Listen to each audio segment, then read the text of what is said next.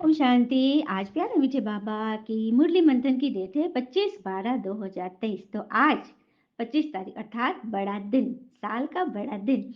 तो बड़ा दिन में हमारे बड़े बाबा शिव बाबा हम बड़े बच्चों को, ब्राह्मण बच्चों को बड़े दिल से बड़ी बड़ी बड़ी बड़ी शुभकामनाएं, दुआएं, दिल की शुभ आशीर्वाद, पद्म पदम गुना मुबारकें दे रहे हैं। तो सभी ले ले मुबारकें, क्योंकि बड़े दिन से हमारे दिन की शुरुआत होती है। अच्छा, तो बाबा कह रहे हैं मीठे बच्चे, बाबा हर बात में कल्याणकारी है, इसलिए जो डायरेक्शन मिलते हैं उसमें आनाकानी न कर, श्रीमत पर सदा चलते रहो। तो बाबा हर बात में कल्याणकारी, क्योंकि ड्रामा में कुछ भी अकल्याण है ही नहीं। कोई भी पेपर आया तो हमें सिखाने के लिए, इसलिए जो डायरेक्शन भगवान देते हैं या निमित्त देते हैं उसमें आनाकानी न कर श्रीमत पर सदा चलते रहो। प्रश्न है, नौधा भक्ति और नौधा पढ़ाई दोनों से जो प्राप्तियां होती है उसमें क्या अंतर है? नौधा भक्ति और नौधा पढ़ाई दोनों से क्या प्राप्तियां होती है, उसमें अंतर। उत्तर, नौधा भक्ति से सिर्फ साक्षात्कार होता है। जैसे श्री कृष्ण के भक्त होंगे तो उन्हें श्री कृष्ण का साक्षात्कार होगा, मतलब दिखाई देंगे, मतलब झलक दिखाई देगी, रास आदि करेंगे। लेकिन वे बैकुंठपुरी या श्री कृष्णपुरी स्वर्ग नहीं जा सकते। तुम बच्चे नौधा पढ़ाई पढ़ते हो जिससे तुम्हारी स्वर्ग जाने की मनोकामनाएं पूरी हो जाती। इस पढ़ाई से तुम बैकुंठपुरी में चले जाते हैं। देखो, जब जाएंगे तब जाएंगे, जब शरीर छूटेगा, लेकिन अभी जीते जी हम कहाँ हैं? मन के बैकुंठ में।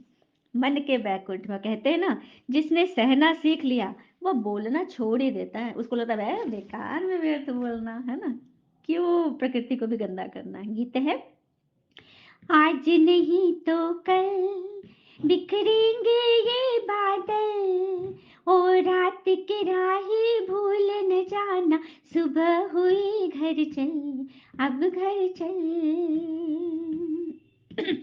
आज नहीं तो कल बिखरेंगे ये बादल, ओ रात के भूले हुए मुसाफिर, सुबह हुई घर चल, अब घर चल। तो बड़े बाबा हम बड़े बच्चों से कह रहे हैं कि अब घर चल। ओम शांति। ये किसने कहा कि घर चल? किसका बच्चा रूठ कर चला जाता है तो मित्र संबंधी आदि उनके पिछाड़ी जाते हैं, कहते हैं रूठे क्यों हो, सभी मनाते हैं ना। तो बाबा कह रहे हैं अब घर चलो। यह भी बेहद का बाबा आकर सब बच्चों को कहते हैं, बाबा भी है तो दादा भी है। बाबा हो गए शिव बाबा, दादा हो गए लेखराज दादा, जिनके तन में भगवान ने प्रवेश किया, जो इस संस्था के फाउंडर हैं हमारे ब्रह्मा बाबा। तो वो कहते हैं बच्चे अब घर चलो, रात पूरी हुई। तो बाबा भी कह रहे हो, दादा भी कह रहे अब दिन होता है। ये तो हो गई ज्ञान की बातें। तो ब्रह्मा की रात और ब्रह्मा का दिन, ये किसने समझाया? तो ब्रह्मा का दिन है सत्युग त्रेता और ब्रह्मा की रात है द्वापर कलयुग। तो बाबा बैठ ब्रह्मा और ब्रह्मा कुमार कुमारियों को ही समझाते हैं। आधा कल्प है रात, अर्थात पतित पावन राज्य, पतित पतित रावण राज्य और भ्रष्टाचारी राज, क्योंकि आसुरी मत पे चलते हो ना, विकारों पे चलते हो। अब तुम श्रीमत पे हो, श्रीमत पे ही तुम आगे दिन में पहुंचते हो। उन 5 विकार रूपी रावण को कहा जाता है, उसी की वजह से रात होता है। अब रात खत्म हो गया, हाँ, रावण राज खलास होगा, फिर ईश्वरीय राज्य होगा। माला जब जपते हो तो कभी कोई व्यक्ति को याद नहीं करते, उनकी बुद्धि में दूसरा कोई आएगा ही नहीं। तो बाबा समझाते हैं रात पूरी हुई, यह है कर्म क्षेत्र स्टेज, जहां हम आत्माएं शरीर धारण कर पाठ बजाती है। 84 जन्मों का पाठ बजाना है, फिर उसमें वर्ण भी दिखाते हैं। हाँ, ब्राह्मण क्षत्रिय वैश्य शूद्र, है ना, लेकिन देवता वर्ण नहीं दिखाते, क्योंकि ब्राह्मण ही फिर देवता बनते। बाबा कह रहे अभी यह संगम युग है। दुनिया तो कहती है कलयुग अभी छोटा बच्चा है, इसको कहा जाता है अज्ञान घोर अंधियारा। जैसे ड्रामा के एक्टर्स को मालूम होता है ना कभी नाटक पूरा होने में 10 मिनट है, सही बात है, पता चलता है ना कितने बजे तक नाटक चलेगा। तो यह भी चैतन्य ड्रामा है, यह कब पूरा होता है मनुष्य नहीं जानते। मनुष्य तो घोर अंधियारे में है। बाबा कहते हैं गुरु गुसाई वेद शास्त्र जप तप आदि से मैं नहीं मिलता हूँ। देखो गीता में लिखा है ये बात।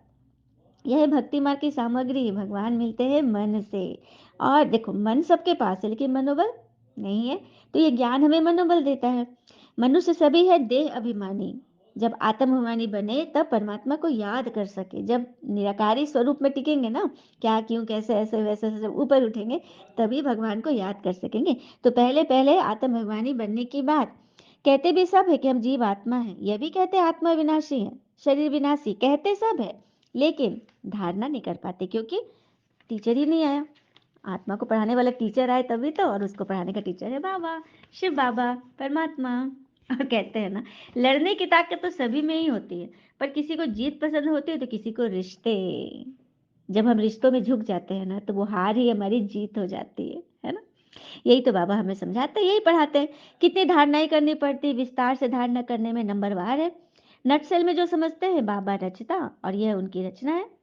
भगवान है रचता और ब्रह्मा बाबा उनकी रचना, और उससे हम बच्चे रचे हैं। तो यही तो रहस्य है। बाबा कहते, कल पहले मैंने ऐसे ही ज्ञान दिया था, कल्प कल्प देता हूँ। मैं आता ही हूँ कल्प के संगम युग पर। मेरा नाम है पतित पावन।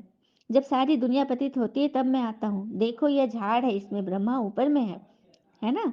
देवी कुल का झाड़ है। तुम बच्चों को कितना फक्र रहना चाहिए। हम विश्व के रचयिता बाबा के बच्चे हैं। बाबा हमको विश्व का मालिक बनाते हैं, राजयोग सिखला रहे हैं। कितनी सहज बात है। परंतु चलते चलते थोड़ी सी बात में संशय आ जाता है।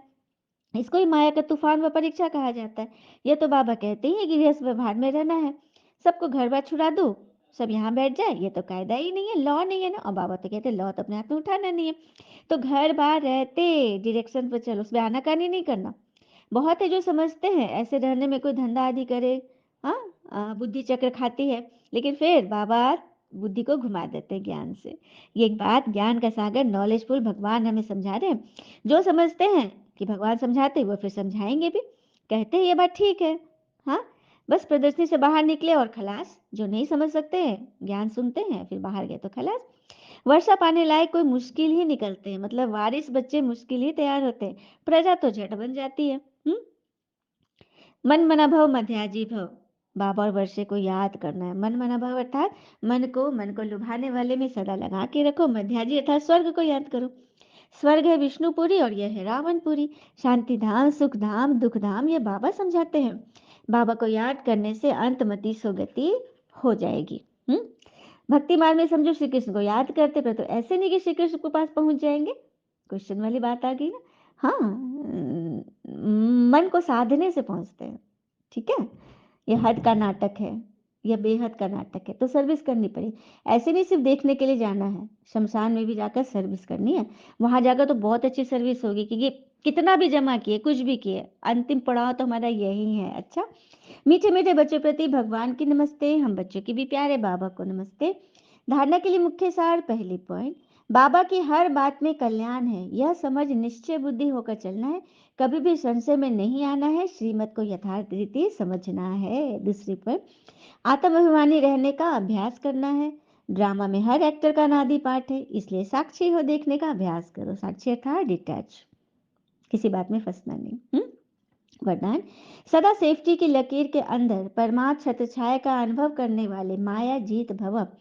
सदा सेफ्टी की लकीर के अंदर परमात्म छत्र छाया का अनुभव करने वाले माया जीत बनते हैं। तो बाबा और आप, यही सेफ्टी की लकीर है। भगवान और आप, यह लकीर ही परमात्म छत्र छाया है। जो इस छत्र छाया की लकीर के अंदर है, उनके पास माया आने की हिम्मत नहीं कर सकती। हम्म और कहते हैं ना, अगर आसमान वालों के पास साथ आपका रिश्ता अच्छा है, अगर आसमान वाले अर्थात भगवान के साथ आपका रिश्ता अच्छा है, तो जमीन वाले आपको कुछ नहीं बिगाड़ सकते, क्योंकि आकाश वाले से आपका नाता है। और भगवान तो रहते ही आकाश में, ऊपर रहते हैं ना, परम धाम तो ऊपर है ना। वही बोले, जो भगवान के साथ रहते हैं, माया भी हिम्मत नहीं करती आने की। फिर मेहनत क्या होती, रुकावट क्या होती, विघ्न क्या होता, इन बातों से अविद्या हो जाती। सदा सेफ रहेंगे, बाबा के दिल में समाये रहेंगे। यही सबसे सहज और तीव्र गति में जाने का व मायाजित बनने का पुरुषार्थ है। स्लोगन, दिव्य गुणों के सर्व अलंकारों से सजे सजाए रहो तो अहंकार आ नहीं सकता। अहंकार ही है तो किसी बात में हम मूंझ गए, किसी बात में दर्द में नहीं जाना है। हाँ, समझाने के लिए समझना है कि किसी को कैसे समझाइए, युक्ति लगानी, कारण तो आ गया, अब उस निवारण में जाओ। यही है तीव्र पुरुषार्थी बच्चों के लक्षण। अच्छा, ओम शांति। शुक्र मीठे बाबा व बाबा के प्यारे प्यारे बच्चे, आप सबका जीवन सदैव शुभ हो। ओम शांति।